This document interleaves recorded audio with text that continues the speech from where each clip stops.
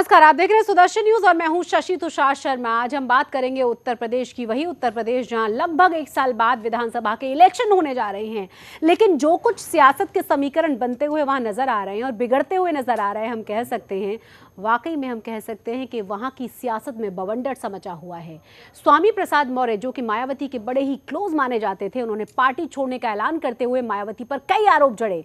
हालांकि आरोपों का जवाब मायावती ने दिया। उधर अगर बहुजन समाज पार्टी के बाद बात करते हैं समाजवादी पार्टी की, तो वहां पर भी सियासत मची हुई है। आपसी परिवारवाद के चक्कर में जिस तरीके से सब लोग एक दूसरे के सामने हैं, मुश्किलें उनके लिए भी हैं। अब शिवपाल यादव से बहुत नाराज हैं अखिलेश यादव और इसकी गाज गिरी है वहां पर, वहां के शिक्षा मंत्री पर। वो रोते हुए भी प्रेस कॉन्फ्रेंस करते हुए नजर आए। इन तमाम विषयों पर चर्चा करने जा रहे हैं कि आखिर यूपी की सियासत में किस तरीके से चीजें करवटें बदल रही हैं, चीजें किस तरीके से चेंज हो रही हैं। पहले आप ये रिपोर्ट देखिए।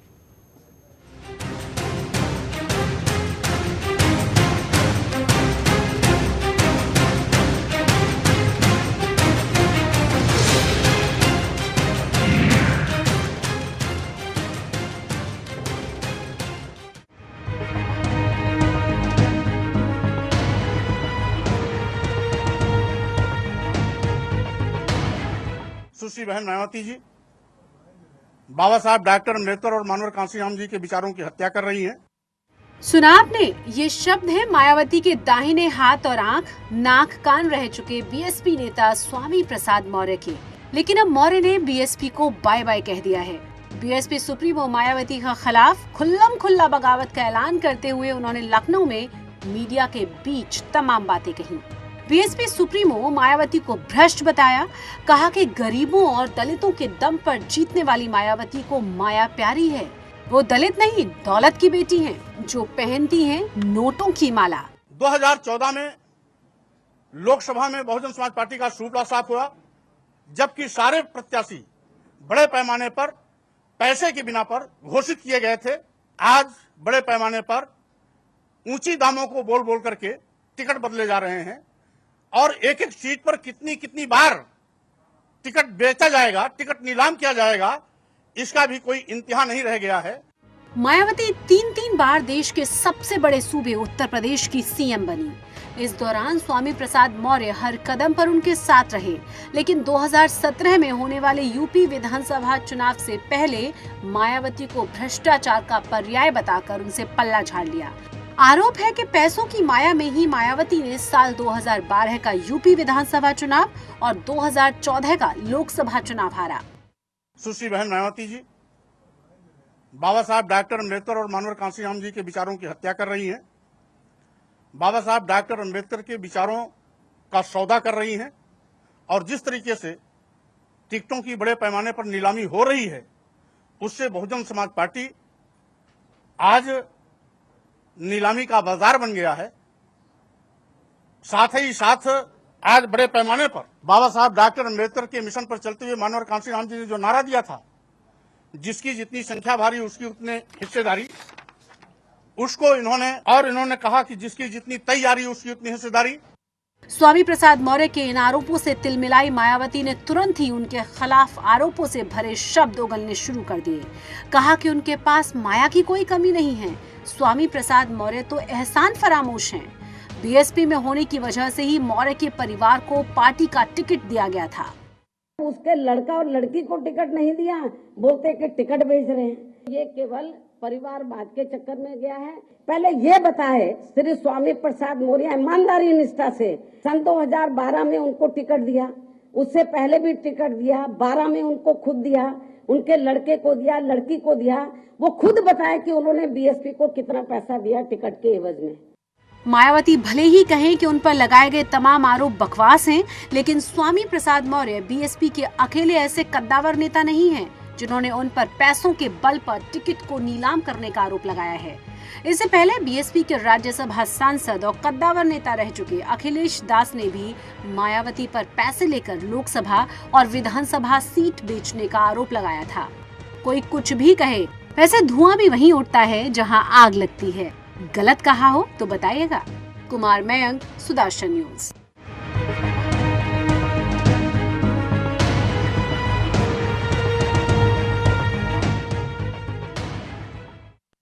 तो यूपी की सियासत की आज हम बात कर रहे हैं। सबसे पहले हम बात करेंगे बहुजन समाज पार्टी की। हमारे साथ हमारे तमाम खास मेहमान जुड़ गए हैं। सवाल ये है कि क्या सिर्फ इलेक्शन से पहले ये तमाम समीकरण बदलते हुए नजर आ रहे हैं, और ये भी कह सकते हैं कि जो तैयारियां मायावती ने शुरू की थी उन पर क्या स्वामी प्रसाद मौर्य ने पानी फेर दिया है, या फिर सचमुच कोई फर्क बहुजन समाज पार्टी को उनके जाने के बाद नहीं पड़ने वाला। हमारे साथ दीपक विज हैं जो कि बीजेपी के नेता हैं, साथ ही साथ संदीप द्विवेदी हैं जो कि पॉलिटिकल एनालिस्ट हैं। आप दोनों का ही बहुत स्वागत है। संदीप जी, वाकई में लगता है जिस तरीके से मायावती ने प्रेस कॉन्फ्रेंस करके कहा कि हम उन्हें निकालने वाले थे, क्या स्वामी प्रसाद मौर्य के बाहर जाने से बीएसपी को फर्क पड़ेगा? देखिए, स्वामी प्रसाद मौर्य जी कहीं ना कहीं बीएसपी के लिए एक बहुत बड़ा वोट बैंक थे, खासतौर से जो पिछड़ा वर्ग और जो अपने मौर्य जाति के लोगों का ये नेतृत्व करते थे। इवन अगर आप इसके पहले जब बहन जी सत्ता में आई थी, सीएम बनी थी, उसमें कहीं ना कहीं इनका एक बड़ा रोल था, और इसीलिए माना भी ये जाता था कि ये बहन जी के काफी खासम खास लोगों में से थे और एक बड़ी जिम्मेदारी भी निभा रहे थे। इनका यहाँ बीएसपी से हटना कहीं ना कहीं बीजेपी के लिए फायदेमंद और इनके लिए बहुत बड़ा झटका है। दूसरा, अगर आप बीजेपी ने जिस तरीके से केशव प्रसाद मौर्य को जब उत्तर प्रदेश का अध्यक्ष बनाया था, तो उसके पीछे भी यही रीजन था कि इस पर्टिकुलर जाति का जो वोट बैंक है उसका जब तक बीजेपी की तरफ झुकाव नहीं होगा, जब तक वो बीजेपी को नहीं मिलेगा, सत्ता में आना कहीं ना कहीं एक बहुत बड़ी चुनौती रहेगी। तो ये बीएसपी के लिए बहुत बड़ा झटका है। यहाँ संदीप जी, सवाल आपसे पूछूंगी। दीपक जी, सवाल आप से ये है कि क्या बीजेपी खुश है? क्योंकि तमाम चीज़ें विघटित नज़र आ रही हैं, कम से कम यूपी के हिसाब से अगर हम देखें तो इलेक्शन ज़्यादा दूर नहीं है अभी। देखिए, यहाँ पे जो विषय है वो बीजेपी के खुश होने का नहीं है।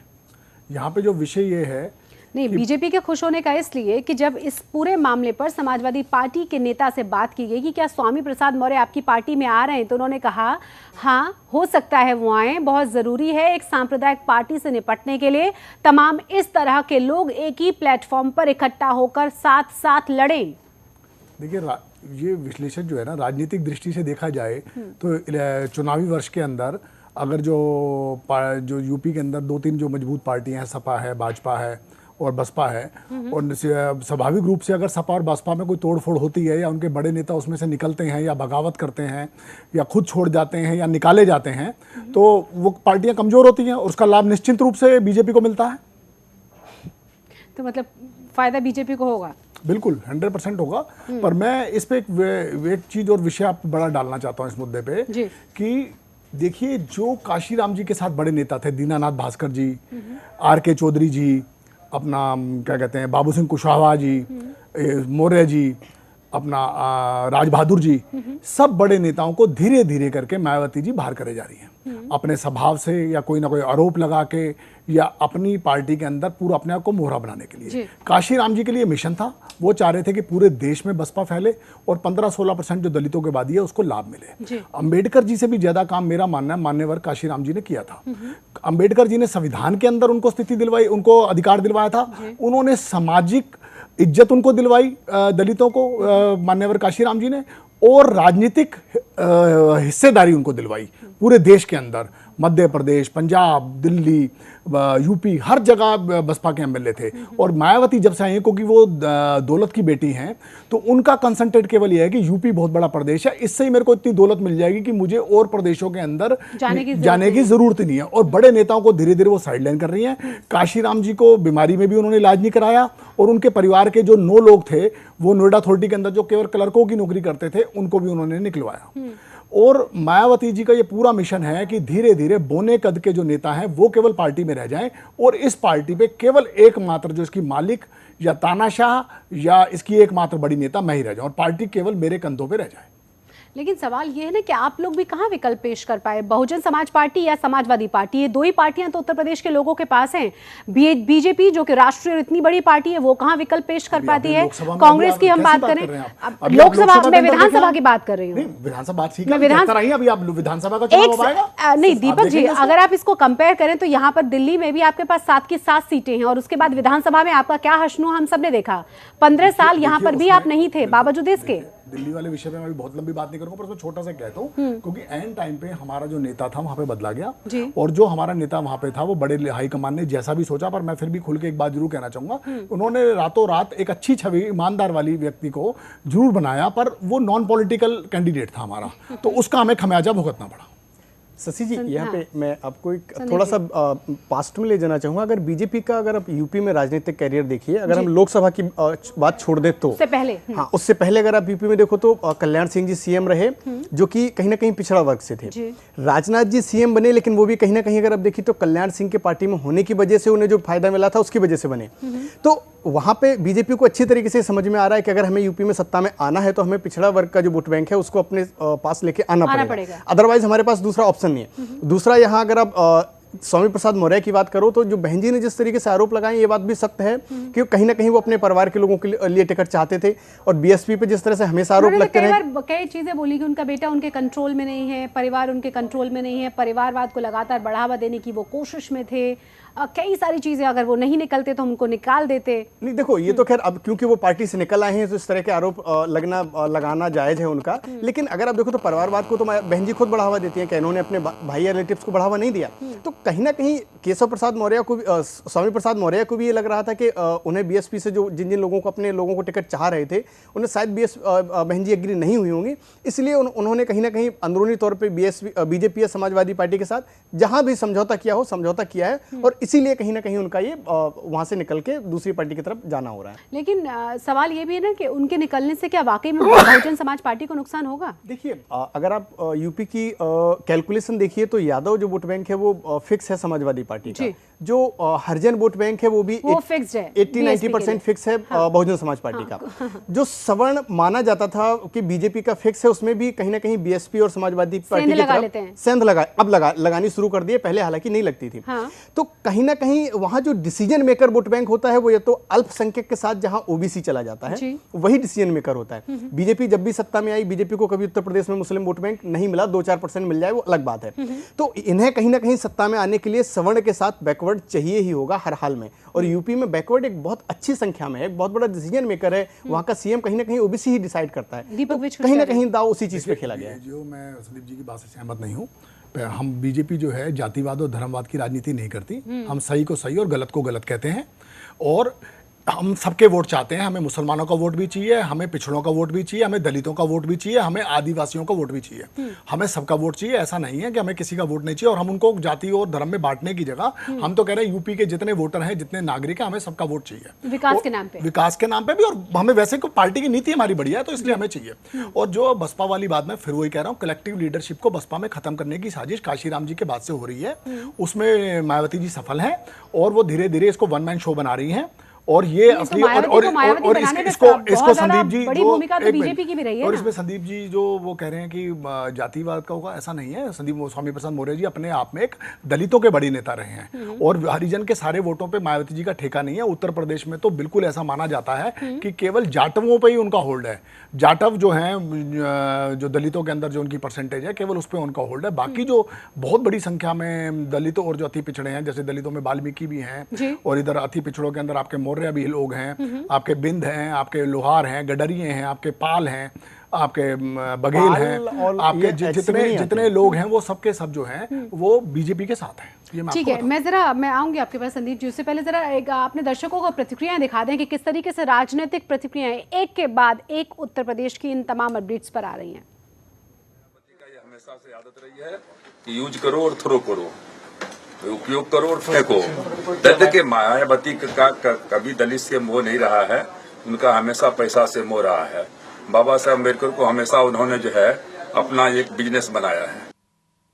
भाजपा पहले बसपा के ऊपर लगाने का काम कर रही थी कि बसपा प्रमुख किस प्रकार पैसे लेकर के टिकट बांटने का काम करती हैं, तो वही बात उनके दल के अंदर जो इतने वर्षों तक काम किया उन्होंने लगाया है। तो इससे इस बात की पुष्टि होती है कि बसपा सुप्रीमो पैसे लेकर के ही टिकट बेचने का काम किया करती हैं। और उत्तर प्रदेश की जनता का भला जो टिकट तक बेच देने का काम करता है, उत्तर प्रदेश का भला नहीं कर सकता। और भारतीय जनता पार्टी ऐसा देख रही है कि चाहे वो सपा के अंदर फूट पैदा हो, चाहे बसपा के अंदर फूट पैदा हो, भारतीय जनता पार्टी निश्चित तौर से 2017 में आगे बढ़ रही है और तेजी से आगे बढ़ेगी। और बहुजन समाज पार्टी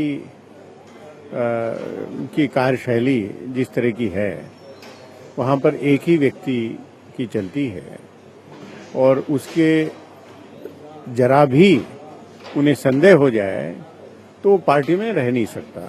ये समस्या जितने भी क्षेत्रीय दल हैं, चाहे बहुजन समाज पार्टी हो, चाहे समाजवादी पार्टी हो या अन्य प्रदेशों में क्षेत्रीय दल हैं, उनमें यही समस्या रहती है कि वहां पर तानाशाही तरीके से पार्टी का संचालन होता है और उसमें इस तरह की समस्या आना स्वाभाविक है। देखिए मौर्य जी और जो मौर्य जी ने कहा है तो वो सही ही कहा होगा कि अगर अच्छे आदमी को, तो मैंने पहले ही कहा है कि सभी अच्छे आदमियों को हम अपनी पार्टी में। तो तमाम राजनीतिक प्रतिक्रियाएं आपने देखी और इस वक्त हमारे साथ राजकुमार भाटी जो कि समाजवादी पार्टी के नेता हैं फोन लाइन पर जुड़ गए हैं। राजकुमार भाटी, सबसे पहला मेरा सवाल ये कि जिस तरीके से उत्तर प्रदेश में बनते बिगड़ते समीकरण आप देख रहे हैं, उस पर पहला रिएक्शन क्या है आपका? देखिए सची जी, बहुजन समाज पार्टी लोकसभा चुनाव में ही खत्म हो गई थी जी, और अब उसके जो बचे खुचे अवशेष हैं वो समाप्ति की ओर हैं। बहुजन समाज पार्टी डूबता हुआ जहाज है, उसे छोड़ के लोग अभी तो बहुत भारी संख्या में लोग भागेंगे। बीएसपी का उत्तर प्रदेश में कोई आधार बचा नहीं है। जिस तरह से बीएसपी की मुखिया जो है राजनीति के नाम पर लूट मचाती हैं, कमीशन खोरी का एक साम्राज्य चलाती हैं, इसमें पद जिले लेवल के पद तक पैसे लेके दिए जाते हैं और बहुजन समाज पार्टी के अध्यक्ष किसी से बिना पैसे लिए मिलती तक नहीं है जी। तो ऐसी पार्टी अभी इसका चरम था जो एक बार सरकार बन गई उत्तर प्रदेश में 2007 में, उसके बाद इस पार्टी का कोई भविष्य नहीं है। ये पार्टी समाप्ति की ओर है। मेरी प्रतिक्रिया तो यही है। तो राजकुमार भाटी जी, फिर ऐसे लोगों को जो लोग छोड़ कर जा रहे हैं, क्या समाजवादी पार्टी में आप उनको बुलाएंगे? क्योंकि आपके बड़े लीडर्स की तरफ से जाके बड़ा गर्मजोशी के साथ उनका स्वागत किया गया, बधाई दी गई है बहुजन समाज पार्टी को छोड़ने के लिए।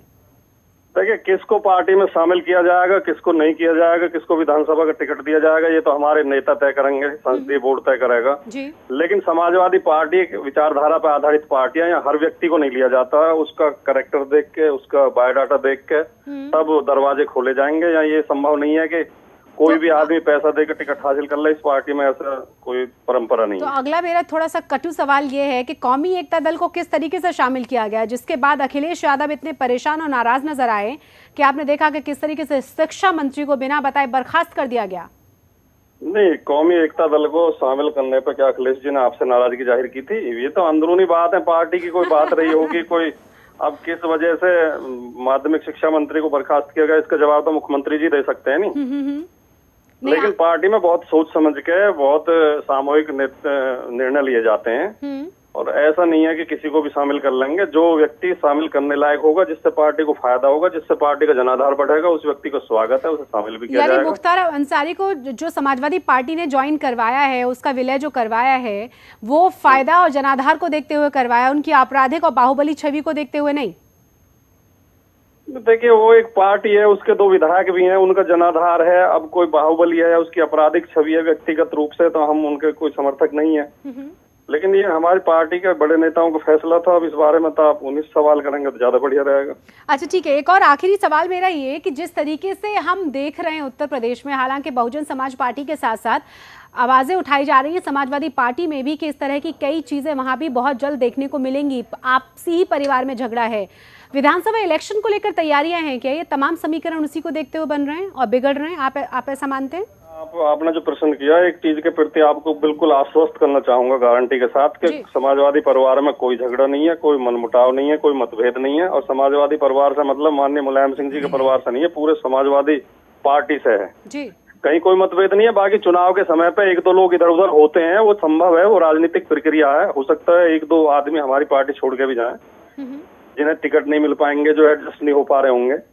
लेकिन बहुत ज्यादा संख्या में समाजवादी पार्टी को लोग ज्वाइन कर रहे हैं। बीजेपी भी छोड़ के लोग आएंगे और बहुजन समाज पार्टी भी छोड़ के आएंगे, क्योंकि 2017 के चुनाव में बहुत अच्छे बहुमत से समाजवादी पार्टी लौट के आ रही है। ठीक है, दीपक विज जी, आपकी पार्टी छोड़कर भी जा रहे हैं क्या वहाँ पर?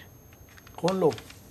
कुछ आपके कार्यकर्ता हो सकता है समाजवादी पार्टी को ज्वाइन करें। भैया ये तो आप हिपोथेटिकल क्वेश्चन पूछ रहे हैं और ऐसा कोई है नहीं। और हमारी पार्टी देखिए केंद्र में, और हमारी पार्टी इस बार यूपी के अंदर आ रही है। राजकुमार भाटी कह रहे हैं कि लोग आज छोड़ते हैं और हो सकता है कि बीजेपी से भी हमारी पार्टी में उनकी अपनी सोच है, क्योंकि अभी फिलहाल कुछ लोगों ने उनके वहाँ छोड़ा भी है। 2-3 लोगों ने विधान परिषद के अंदर चुनाव में खिलाफ वोट डाले, राज्यसभा में भी खिलाफ वोट डाले, इसलिए उनकी ये सोच है।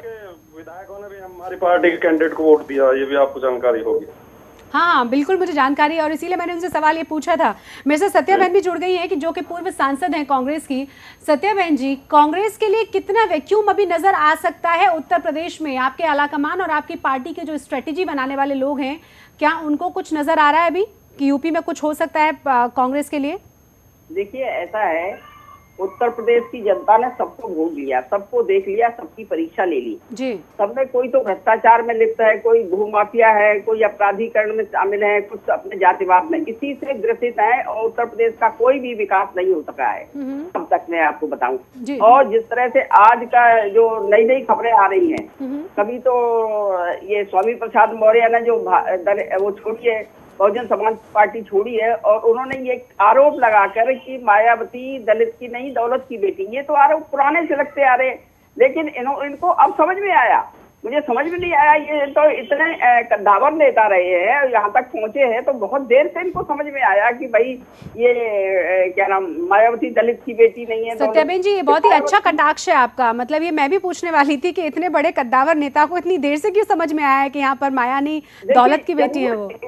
मैं समझती हूँ कि ये कोई जरूर राजनैतिक षड्यंत्र के तहत इन्होंने, अपनी योजना के तहत इन्होंने ऐसा किया होगा। अब आगे आने वाले समय में इनका क्या स्टेप होता है, इससे पता चल जाएगा। जहाँ तक कांग्रेस पार्टी का सवाल है, कांग्रेस हमेशा अपने स्टैंड पर क्लियर रही है, न तो कभी जातिवाद का सहारा लिया है, न कभी धार्मिक उन्माद को बढ़ावा दिया है। कांग्रेस ने हमेशा जनता के लिए काम किया है, जनता के लिए ही करती है। अगर लोकतंत्र का जो सही परिभाषा है, जनता की सरकार जनता के द्वारा जनता के लिए, तो कांग्रेस हमेशा इस पर खरी उतरी है। बेशक मैं समझती हूँ कांग्रेस अभी कमजोर है, लेकिन आज लोग सभी सोच रहे हैं कि अगर शासन सही मायने में चला सकता है तो केवल और केवल कांग्रेस पार्टी। मायावती जहाँ तक है तो टिकटें बेचती हैं या नीलामी करती है, तो पहले से ही इसके ऊपर आरोप कर रहे हैं। और जहाँ तक समाजवादी पार्टी है, वो उनके सारे माफिया, भूमाफिया और अपराधिकारी सामने आ रहे हैं, उनके मुख्यमंत्री तक इस बात को से नाराज है। और जहां तक भारतीय जनता पार्टी का सवाल है कि उन्होंने तो जिस तरह से ध्रुवीकरण के लिए, जी, सामाजिक ध्रुवीकरण के लिए जिस तरह सांप्रदायिकता का पूरा तूफान खड़ा करना चाह रहे हैं, चाहे वो कैराना हो, मुजफ्फरनगर हो, सहारनपुर या कहीं पर भी हो, ये इनके नेता भी बोलते हैं। अब मुझे समझ में नहीं आता, कई दफे जब इनके बात करते हैं तो इनके नेता कहते नहीं, मुख्यमंत्री प्रधानमंत्री जी ने उनको डांटा है। अरे भाई, कैसे डांटा है? जो लोग कैबिनेट में पड़े हुए हैं वो मुसलमानों को गालियां दे रहे हैं। मैं सत्याबेन जी, मुझे छोटे से ब्रेक के लिए रुकना होगा। राजकुमार भाटी जी, आप भी बने रहे हमारे साथ, हमारे तमाम खास मेहमान हमारे साथ बने हुए। एक छोटे से ब्रेक के लिए मैं यहाँ रुक रही हूँ, आप बने रहे हमारे साथ।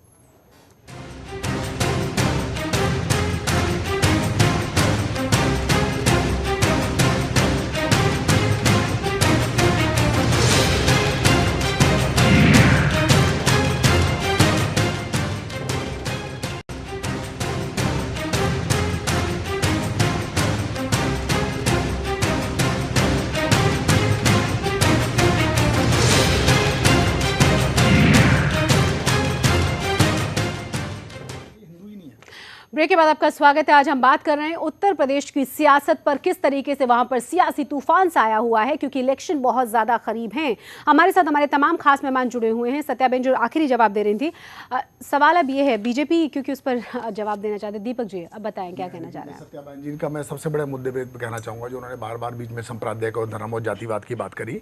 ये वो पार्टी कह रही है जिसका प्रधानमंत्री खुलेआम ये कहता है कि देश के संसाधनों पर पहला हक मुसलमान को है। बताइए, ये धर्मवाद नहीं है? आप एक रिलीजन को, जो जिसकी आबादी यहाँ पे 15% है, उसके मुकाबले में 85% आबादी को ही आप पीछे फेंक रहे हैं। ये काम तो वो कर रहे हैं अपना। सत्याबेन जी जो बयान दे रही है बिल्कुल गलत दे रही है, उनको अपने प्रधानमंत्री का देखना चाहिए बयान। दूसरी मुद्दा जो उन्होंने बताया, कैराना वाले मुद्दे को और उस वाले मुद्दे को, देखिए जो सही मुद्दे हैं उनको समय समय पर उठाना पड़ेगा। अगर हम अतीत की, अपनी भूतकाल की पुरानी गलतियों से अपने सबक नहीं लेंगे तो ये देश भी दोबारा पाकिस्तान बन जाएगा। तो वो जो कस्बों के अंदर, पूरे पश्चिम उत्तर प्रदेश के कस्बों में, चाहे वो अपराध की वजह से, और अपराध जो कर रहे हैं वो कौन है? वो केवल एक धर्म के लोग हैं जी। वो हैं मुकीम काला गैंग। लॉ एंड ऑर्डर लागू होना चाहिए, लॉ एंड ऑर्डर पे लागू होना चाहिए। उसमें समाजवादी पार्टी फेल है, ऐसा मेरा मानना है और सभी लोगों का मानना है। ये तो उनके जो संतों की टीम गई 5, उन्होंने भी कहा कि अपराध की वजह से लोग गए हैं। तो अपराध के लिए दोषी कौन है? Law and order. Law and order किसके अंडर में है? प्रदेश सरकार के। तो उसके लिए जिम्मेदार है प्रदेश सरकार। तो ये मेरा सत्याबेन जी को जवाब है। सत्याबेन जी, आपने सुना? जी देखिए, ऐसा है जहाँ तक प्रधानमंत्री जी की और भारतीय जनता पार्टी का सवाल है, ये कहते कुछ है और करते कुछ है। प्रधानमंत्री के बयान पे आप बताएं पहले। बिल्कुल जमीन आसमान का फर्क होता है, जो कहते हैं वो करते नहीं है। प्रधानमंत्री ने क्या ये नहीं कहा कि देश के संसाधनों पे पहला हक मुसलमानों का है? चाहे देखिए कुछ भी हो, देखिए जो कहते हैं वो करते नहीं है, और करते हैं वो बताते नहीं किसी को, ये लोगों को धोखा देते हैं। मनमोहन सिंह जी ने कहा या नहीं कहा, ये बयान आप बताएं। आपने बोला था कि कांग्रेस धर्मवाद और उसकी जातिवाद की राजनीति की, ये बताएं कि मनमोहन सिंह जी ने ये भाषण में अपने कहा था नहीं कहा था कि देश के संसाधनों पे पहला हक मुसलमानों का है? देखिए मुसलमानों का नहीं, सारे नागरिकों का हक है, ये कौन सी बात हुई? नहीं, आपका व्यक्तिगत राय है, मैं मनमोहन सिंह जी की बात कर रहा हूँ। नहीं, मनमोहन सिंह जी ने ऐसा नहीं, मैंने नहीं सुना कि मनमोहन सिंह कैसी बातें कर रहे हैं? यहाँ पे लिखित में है, मीडिया में है, ये तो मीडिया में आपको शशि जी बता देंगी, हमारे पत्रकार बैठे हैं वो बता देंगे, उससे आप कैसे वापिस हो सकते हैं? जो ऑन रिकॉर्ड चीजों से आप कैसे वापिस हो सकते हैं? दिल के साफ नेता है, उनको इस तरह की गंदी राजनीति में मत घसीटिए। नहीं, देखिए ऑन रिकॉर्ड बातों से आप मुँह कर रही हैं। सत्यवेद जी आप सही कह रही हैं कि हमें नहीं घसीटना चाहिए, लेकिन ये रिकॉर्ड्स में है जब उन्होंने कहा था कि पहला हक इस देश के संसाधनों पर मुस्लिम्स का है, और ये ऑन रिकॉर्ड बात है। दूसरी बात ये, प्रशांत किशोर की मीटिंग में जब आपके नेता सिर्फ फुटबॉल पे लागू हो जाए, वहां पे वो एक दूसरे पे जूता उठाने लगे और चलाने लगे, तो आपको लगता है कि उत्तर प्रदेश में कांग्रेस मजबूत हो पाएगी? देखिए बिल्कुल कांग्रेस मजबूत हो पाएगी, वे तो जनता बताएगी। ये जहाँ तक आप उसकी बात है, झूठा उठाने का, ये इस तरह की बातें अगर मीडिया में आ रही है तो ये तो और पार्टियों में बहुत ज्यादा घमासान होता है। हमारी पार्टी में फिर भी मंच स्तर पर और आंतरिक स्तर पर होता है, जो भी अगर किसी का मतभेद होता है वो सुलझा लिए जाते हैं। कोई ऐसा गंभीर मतभेद हमारी पार्टी में नहीं हुआ।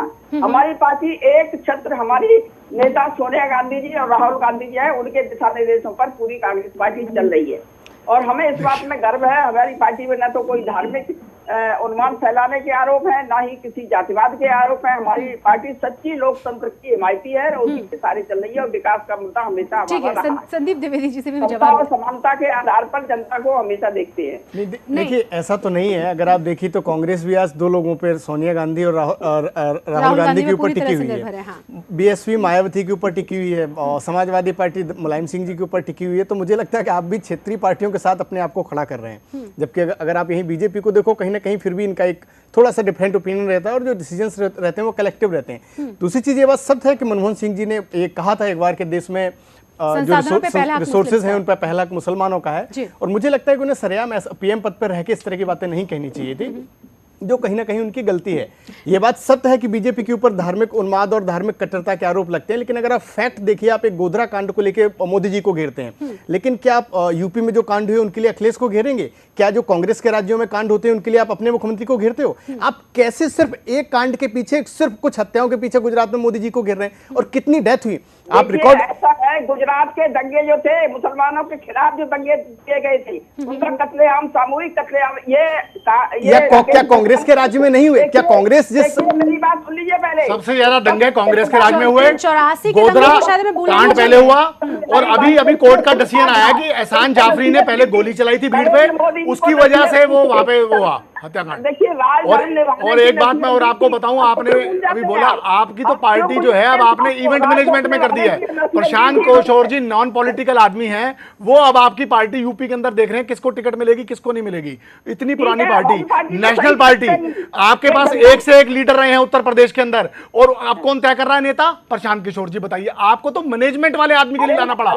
पार्टी की ये दुर्दशा हो गई कि मैनेजमेंट वाला व्यक्ति जो है आज वो आपकी पार्टी चला रहा है।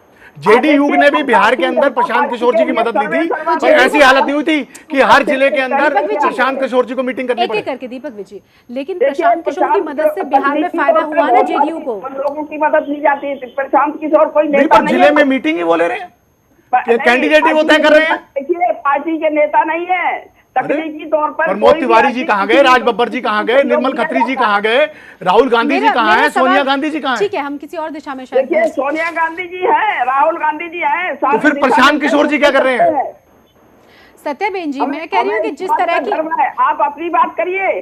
सत्यबेन जी, मैं तो आपकी बात का क्वेश्चन है तो आपकी करूंगा भाई, क्वेश्चन आपकी बात का है, आपका ही करूंगा मैं बात। भारतीय जनता पार्टी का सत्यबहन जी, बिहार में विषय को आप घुमा रहे हैं, और कोई बात नहीं। क्या दुर्गत हुई? सत्यबहन जी, मैं सवाल पूछूंगी आपसे, उससे पहले राजकुमार भाटी जी, आप जरा मुझे ये बताएं, बहुजन समाज पार्टी और समाजवादी पार्टी, एक के बाद दूसरी पार्टी, दूसरी के बाद फिर से पहली वाली पार्टी, यही हम कुछ सालों से उत्तर प्रदेश में देख रहे हैं। इस बार राष्ट्रीय पार्टियां पूरी तरह से एड़ी चोटी का जोर लगा रही हैं यूपी में, चाहे हम बात करें बीजेपी की या बात करें कांग्रेस की। प्रशांत किशोर इसीलिए बहुत पहले वहां पहुंच चुके हैं। आपको क्या लग रहा है कि लोगों में लोग क्या सोच रहे हैं, किस तरीके से किस पार्टी की तरफ जनता इस बार जाएगी? क्योंकि लॉ एंड ऑर्डर को लेकर आपके शासनकाल में बहुत सवाल उठे हैं पूरे देश के सामने। सची जी, जनता विकास चाहती है, विकास के मुद्दे पर वोट देना चाहती है। उत्तर प्रदेश में समाजवादी पार्टी की सरकार ने विकास के जो कार्य किए हैं और 2012 के चुनाव में जो अपने वादे किए थे, चुनावी वादे, वो पूरे किए हैं जिस तरीके से जी। जनता ये अच्छी तरह समझ रही है कि भारतीय जनता पार्टी भारतीय जुमला पार्टी बनकर रह गई है जी। ये केवल जुमले बोलते हैं और ये हिंदू मुसलमान को लड़ाने की राजनीति करते हैं। विकास का कोई एजेंडा इनके पास है नहीं। मोदी जी 2 साल में केंद्र में कुछ भी नहीं कर पाए। जो वादे करते थे चुनाव में कि 15-15 लाख रुपए सबके खाते में आ जाएंगे, 2 करोड़ लोगों को रोजगार दूंगा हर साल, और जो भी उनके वादे थे कोई वादा पूरा नहीं कर पाए। अखिलेश यादव ने 4 साल के कार्यकाल में अपने में पूरे वादे किए हैं। उत्तर प्रदेश में जनता समाजवादी पार्टी को वोट देगी। ठीक है, आपने अल्पसंख्यकों को 18% आरक्षण देने की बात की, आप दे पाए या दोबारा चर्चा की? और जो अल्पसंख्यक की बात अभी भारतीय जनता पार्टी के प्रवक्ता कर रहे थे सत्या बहन जी, उसका ठीक से जवाब नहीं दे पाई। ये केवल ये मेरी बात, मैं इसमें कुछ बात रखना चाहता हूँ। ये बात केवल मनमोहन सिंह जी की नहीं है, पूरे दुनिया के जो लोकतंत्र समर्थक विद्वान हैं, पूरी दुनिया के जो नेता, सब ये कहते हैं किसी भी लोकतंत्र में संसाधनों पर पहला हक वहाँ के अल्पसंख्यकों का होता है। तो अल्पसंख्यक कोई भी लोकतंत्र, किसी भी लोकतंत्र नहीं, सीखनी है। राजकुमार भाटी जी, किस आधार पर वाक्य तो सुन लो आप। ठीक है, पूरा किसी भी लोकतंत्र की सफलता इस पर निर्भर करती है कि हम अपने अल्पसंख्यकों के साथ कैसा व्यवहार करते हैं। क्या उन्हें हम डरा के रखना चाहते हैं, सम्मान देना चाहते हैं? ये भारतीय जनता पार्टी के लोग, इनके अंदर मुसलमान के प्रति इतनी नफरत भरी हुई है। मुसलमान शब्द यूज किया एक तो, और सिख। अरे आपके अंदर मुसलमान के प्रति इतनी नफरत है, आप हर चीज में मुसलमान जोड़ देते हो। आपने नफरत छिपा नहीं पाते हो, आपके अंदर बहुत नफरत भरी हुई है। आपने बयान ही नहीं सुना। आपका राजनीति करती हो, ये तो ऑन रिकॉर्ड है, ऑन रिकॉर्ड है, शशि जी बताएंगे आपको।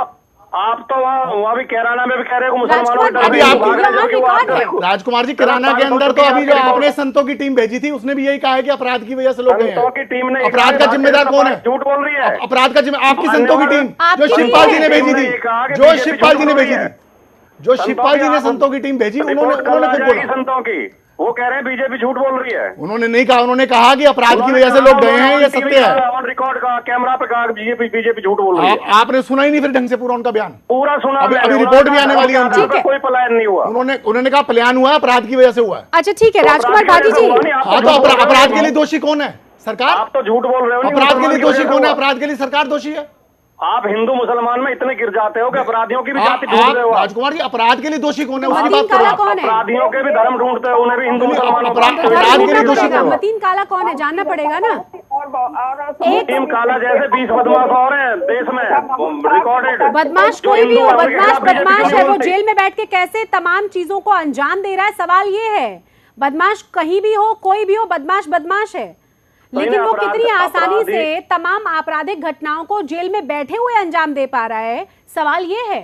तो इन्हें यही सवाल उठाना चाहिए था ना। इन्होंने कहा कि मुसलमान माननीय हुकम सिंह जी ने यही कहा। दिखा देती हूँ, माननीय हुकम सिंह जी जो सांसद है हमारे वहां से, यही कहा। अपने एक रिपोर्ट अपने दर्शकों को दिखा देती हूँ कि किस तरीके से उत्तर प्रदेश में समाजवादी पार्टी में भी अब कहा जा रहा है कि आपस में ही घमासान है।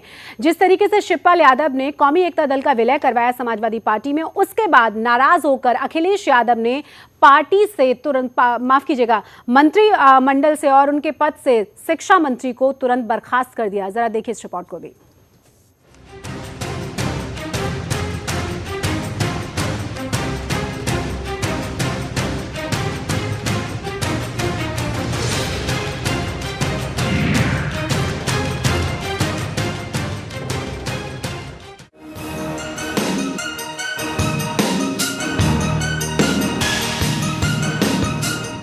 यूपी के राजनीतिक हलकों में समाजवादी पार्टी के प्रमुख मुलायम सिंह यादव और उनके बेटे तथा यूपी के सीएम अखिलेश यादव में कुछ बातों को लेकर तीखे मतभेद हैं, क्योंकि सवाल सीएम अखिलेश यादव की छवि का है, जिसे लेकर वो खुद भी चिंतित हैं।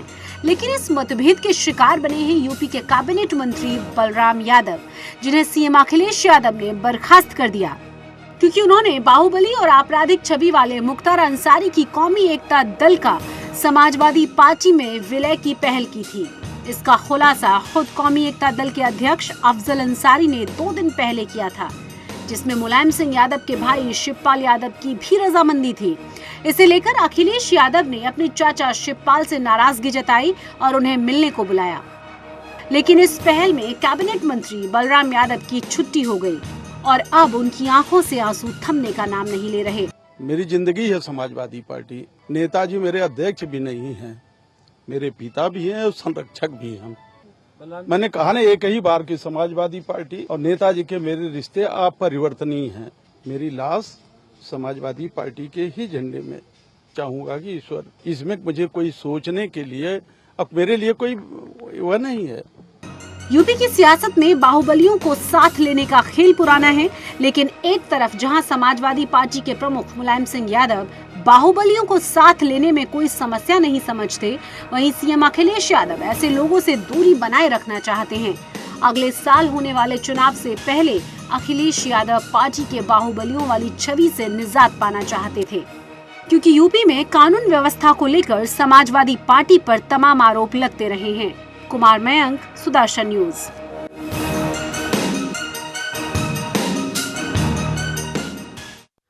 राजकुमार भाटी जी, एक बार फिर से आपका पहला रिएक्शन इस रिपोर्ट के बाद। नहीं, आपकी रिपोर्ट में जो एक बात कही गई कि अखिलेश यादव जी और माननीय मुलायम सिंह यादव जी के बीच में मतभेद है, ये बिल्कुल एक कपोल कल्पना है, आधारहीन है। हमारी पार्टी में किसी में भी कोई मतभेद नहीं है। पार्टी एकजुट है और आपसी विचार विमर्श के बाद सामूहिक निर्णय पार्टी में लिया जाता है जी। ये छोटी मोटी घटनाएं होती रहती हैं, कभी कभी ऐसा लगता रहता है कि कोई नाराज हो गया या कोई मतभेद हो गए, लेकिन ऐसा है नहीं कुछ। ये आपको आने वाले समय में पता लग जाएगा। अच्छा, क्योंकि आप एक जिम्मेदार नेता हैं अपनी पार्टी के, ये आप बता पाएंगे कि आखिर क्या वजह रही बलराम यादव को बर्खास्त करने की, कौमी एकता दल को विलय करने के तुरंत बाद, क्योंकि मीडिएटर वो रहे और उन्हें बर्खास्त कर दिया गया? सची जी, मंत्रिमंडल में किसको रखना है और किसको बाहर करना है, ये पूरी तरह मुख्यमंत्री का विवेक होता है, मुख्यमंत्री का अधिकार होता है, और ये इसका जवाब केवल मुख्यमंत्री जी दे सकते हैं। पार्टी का कोई भी दूसरा नेता नहीं दे सकता। मुख्यमंत्री जी जिसे चाहे मंत्रिमंडल में रख सकते हैं, जिसे चाहे हटा सकते हैं। किस कारण से उन्होंने हटाया होगा, हो सकता है उनका कोई बहुत बड़ा उपयोग करना वो चाह रहे हो सकता है उन्हें कोई और बड़ा पद दिया जाए, हो सकता है उनका प्रमोशन कर रहे हो। आप ये क्यों सोच रहे हैं उन्हें दंडित किया गया है? नहीं, मैं तो सोचना चाह रही हूँ, अगर आप मुझे जवाब दें तो। अभी मैंने कुछ सोचा नहीं है। मैंने आपको संदीप द्विवेदी हमारे साथ पॉलिटिकल एनालिस्ट है, उनका सवाल है आपसे। जी संदीप पूछे। मुख्यमंत्री का विवेक है, मुख्यमंत्री ही इसका जवाब दे सकते हैं और कोई दूसरा 18% आप। देखिए, मैं आपसे एक चीज ये पूछना चाह रहा था कि जैसे अल्पसंख्यक को लेके आपने जब 2012 के इलेक्शन में आए थे तो आपने 18% रिजर्वेशन की बात की थी। सत्ता में आने के बाद आपने दोबारा उस पर चर्चा की कि आपने उन्हें 18% रिजर्वेशन दिया? आप बीजेपी को तो इतना घेरते हैं, आप खुद के आईने में कभी खुद को देखते हैं? मैं सचिव जी, क्योंकि फोन पे हूँ तो मैं समझ नहीं पा रहा हूँ। बीजेपी के प्रवक्ता बोल रहे हैं? नहीं, मैं पॉलिटिकल एनालिस्ट हूँ। ये पॉलिटिकल एनालिस्ट हैं। हाँ, नहीं, आप मैं समझ रहा था बीजेपी की तरफ से बोल रहे हैं, लेकिन ये भी आपका कटाक्ष में समझ गए। ये हमारा वादा था और हम चाहते भी हैं, हमारी भावना भी है, लेकिन तकनीकी कारणों से, क्योंकि कोर्ट वोट का मैटर हो गया था, जो विद्वानों की कमेटी बनाई थी, जो अधिकारियों ने सलाह दी थी कि अभी इसमें हो नहीं पाएगा, तो कानून में अमेंडमेंट की जरूरत है, वो किसी वजह से तकनीकी कारणों से नहीं हो पाया जी। ये आप ठीक कह रहे हैं, वो हमारा वादा था और हम चाहते भी हैं मुसलमानों को, लेकिन हमने दूसरे तरीके से उन्हें हिस्सेदारी दी है, विकास योजनाओं में हिस्सेदारी दी है, पदों में हिस्सेदारी दी है, थानों में उनकी नियुक्ति की है। हर तरीके से मुसलमानों को बराबर की भागीदारी हम देना चाहते हैं उनकी आबादी के अनुपात में। अच्छा, आप जैसे विकास की बात कर रहे थे कि उत्तर प्रदेश में आपकी सरकार ने इतना विकास किया है कि 2017 में आप फिर सरकार बनाएंगे। मैं आपको दो स्टेट्स का कंपैरिजन देना चाहूंगा। एक तरफ तो आप गुजरात का विरोध करते हैं, जिसके विकास के मॉडल को पूरे देश में अडॉप्ट किया और कहीं ना कहीं मोदी जी के पीएम बनने के पीछे एक बहुत बड़ा रीजन भी था। दूसरी तरफ आप बिहार देखिए, जहां पे आज सबको दिख रहा है क्या हो रहा है। तो आप गुजरात मॉडल को अडॉप्ट नहीं करना चाह रहे हैं और बिहार मॉडल की आप तारीफ करते हैं, तो क्या आप यूपी को बिहार की तरफ लेके जा रहे हैं? यही आपका विकास का मॉडल है? देखिए, गुजरात मॉडल फेल हो चुका है, बिहार मॉडल की हम कोई नकल नहीं कर रहे हैं। उत्तर प्रदेश का अपना मॉडल है। अगर उत्तर प्रदेश देश का अकेला ऐसा राज्य है जिसमें 350 किलोमीटर लंबा नेशनल हाईवे बन के तैयार है आगरा से लखनऊ। उत्तर प्रदेश अकेला अकेला ऐसा राज्य है जिसमें किसानों को फ्री पानी दिया जाता है, सिंचाई मुफ्त है। उत्तर प्रदेश अकेला ऐसा राज्य है जिसमें 55 लाख लोगों को समाजवादी पेंशन दी जा रही है, जिसमें किसानों को दुर्घटना बीमा 5 लाख रुपए दिया जाता है। अकेला ऐसा राज्य है Uttar Pradesh. Law and order पे लॉ एंड ऑर्डर पे जितना काम उत्तर प्रदेश में अखिलेश यादव ने किया, पिछली सरकारों ने लॉ एंड ऑर्डर को बर्बाद किया, पुलिस को बर्बाद किया। उत्तर प्रदेश में नई भर्ती पुलिस की गई है, नए थाने खोले गए हैं, नई पीसीआर खरीदी गई है और हमारा कंट्रोल रूम अभी 1-2 महीने में चालू हो जाएगा। 15 मिनट में बात कर रहे हैं किसानों की फसल बर्बादी के बाद जो 300, 400, 50, 10 रुपए के चेक्स दिए गए वो नहीं दिए गए। किसी को भी 1500 रुपए से कम का चेक नहीं दिया गया। मुख्यमंत्री के स्पष्ट आदेश से 1500 रुपए से कम का किसी को चेक नहीं दिया जाएगा। उत्तर प्रदेश में एक भी किसान को, चाहे उसके पास 1 मीटर जमीन थी, 1500 रुपए से कम का चेक किसी को नहीं दिया गया। एक रिपोर्ट राजकुमार भाटी जी, एक और रिपोर्ट आपने देखी थी कि किस तरीके से तमाम थानों में एसएचओ का जो पद दिया गया था वो मुस्लिम सन यादव को। रिसर्च और ये रिपोर्ट पूरे दुनिया जब देश के सामने आई तो बहुत सवाल भी उठे इस पर। नहीं, ऐसा कुछ नहीं है। मैं तो अपने जिले की बता सकता हूँ। हमारे जिले में 2-3 यादव एसओ केवल जो सभी वर्गों के हैं, लेकिन थोड़ा बहुत जिस वर्ग के वोट मिलते हैं पार्टी को, उस वर्ग के थोड़ा बहुत हो भी जाते हैं। चलिए, आपने एक्सेप्ट कर लिया, ये हमें अच्छा लगा। हमारे साथ सत्याबेन लगातार बनी हुई हैं, साथ ही साथ दीपक विजवी भी हैं जो कि बीजेपी से हैं। सत्याबेन जी, अब आप जरा देखिए, क्योंकि मैंने वो जो सवाल पूछा था कि यहाँ पर जो राष्ट्रीय पार्टियां हैं कांग्रेस और बीजेपी बहुत दिनों से शासन में नहीं है, यहाँ अदल बदल कर बीएसपी और एसपी का ही शासन रहा है। उत्तर प्रदेश में जिस तरह की चीजें हैं, उत्तर प्रदेश में जिस तरह की आबो हवा अभी है, क्या कांग्रेस को फायदा मिलेगा? जो वैक्यूम है उसका फायदा लेने में कांग्रेस उस फायदे को लेने में कामयाब रह सकती है? देखिए, बिल्कुल कांग्रेस प्रयासरत है अपने उसूलों पर और विकास के रास्ते पर चलने के लिए। हम जनता को सीधा वो एक देखते हैं, नक्शा देते हैं कि हम विकास के रास्ते पर चलेंगे और सच्चे समाज को सही समरसता देने के लिए कांग्रेस पार्टी है। और जहां तक बहुजन इनका समाजवादी पार्टी का है, तो इनका जो सांप्रदायिकता के खिलाफ लड़ने का जो इनका जज्बा है, उसके बारे में एक उदाहरण मैं देना चाहती हूँ जिसको याद रखना चाहिए। राजकुमार भाटी जी भी याद कर ले, क्योंकि मुलायम सिंह भाई जब मुख्यमंत्री थे तो इन्होंने इन्हीं कल्याण सिंह जी को अपने साथ लिया था, अपनी पार्टी में लिया था, उनके बेटे को अपना मंत्री बनाया था। साक्षी महाराज जो हमेशा कहते हैं, हमेशा आज भी कहते हैं, पहले भी कहते रहे कि बाबरी मस्जिद पर पहला हथौड़ा चलाने वाला नहीं था, तो उनको अपने यहाँ से पार्टी में लिया, उनको पद दिए, उनको सांसद बनाया। तो ये कैसा इनका सांप्रदायिकता के खिलाफ लड़ने का इनका तरीका है। हाँ बिल्कुल, ठीक है। किस तरह से ये तो बताते नहीं, ये भारतीय जनता पार्टी और समाजवादी पार्टी, ये दोनों की नुरा कुश्ती चल रही है। दोनों ही ध्रुवीकरण चाहते हैं, दोनों के पास कोई मुद्दे नहीं है। और जहाँ तक अखिलेश यादव का सवाल है, वो अपनी छवि के लिए चिंतित है। वो बाहुबली जो इनकी पार्टी का जो छवि थी उससे निकल के बनना चाहते हैं, लेकिन उनको कामयाबी नहीं मिल रही है। बिल्कुल, ये लाइंस मैंने अपनी रिपोर्ट में भी रखी है। राजकुमार भाटी, सुना आपने? राजकुमार भाटी, क्या फोन लाइन पर आप हैं हमारे साथ? जी। सत्याबेन के सवाल आपने सुने? नहीं, मैं सुन नहीं पाया। क्या कल्याण सिंह को इन्होंने अपने साथ नहीं लिया था? या साक्षी महाराज? हम तो सत्याबेन जी आ जाए, उनका भी स्वागत है, उन्हें भी ले लेंगे आज ही। सत्याबेन जी आए, पार्टी में उनका स्वागत है। किस तरह से इसके ये मुसलमानों को सुरक्षा देने की बात करते हैं? किस तरह से ये मुसलमानों के साथ? सत्याबेन जी, इस देश का मुसलमान अच्छी तरह जानता है कि कांग्रेस ने जितना धोखा उसे दिया, बाबरी मस्जिद का ताला आपने खुलवाया, उसमें मूर्ति आपने रखवाई सवाल उठाया और उसे गिरवाया आपने। आपकी सरकार होते हुए मस्जिद गिर गई। अगर केंद्र में समाजवादी पार्टी की सरकार होती तो मस्जिद की तरफ उंगली नहीं उठा सकता था कोई, चाहे मंदिर टूट जाते। देश जानता अच्छी तरह। ये सब आप लोगों की नूरा कुश्ती है। मैंने जो सवाल उठाए उस पर जवाब तो नहीं दे रहे, आप इधर उधर की बातें करके सवाल को ही डाइवर्ट करना चाह रहे हैं। बताइए, क्या मुलायम सिंह जी ने कल्याण सिंह को नहीं लिया था? क्या उनके बेटे को अपने मंत्रिमंडल में नहीं लिया था? कल्याण सिंह जी को सत्याबेन जी जब लिया था, जब उन्होंने अपनी गलती मानी थी। ये तो गुनहगार है। उन्होंने कहा था कि बीजेपी ने मेरा दुरुपयोग किया। गलत नहीं, चाहे 1 दिन का दंड दिया था, सुप्रीम कोर्ट ने भी इनको दिया था कल्याण सिंह जी को, फिर भी इन्होंने अपने साथ रखा। ये मस्जिद गिराने का, मुसलमानों के साथ गद्दारी करने का, जो ये लोग सांसद जो साक्षी महाराज, इनको सांसद बनाया था, ये खुलेआम कहते, तब भी कहते थे, आज भी कहते हैं और पहले भी कहते थे। उनके करने में कोई भी फर्क नहीं आया, तब भी इन्होंने अपने साथ लिया था।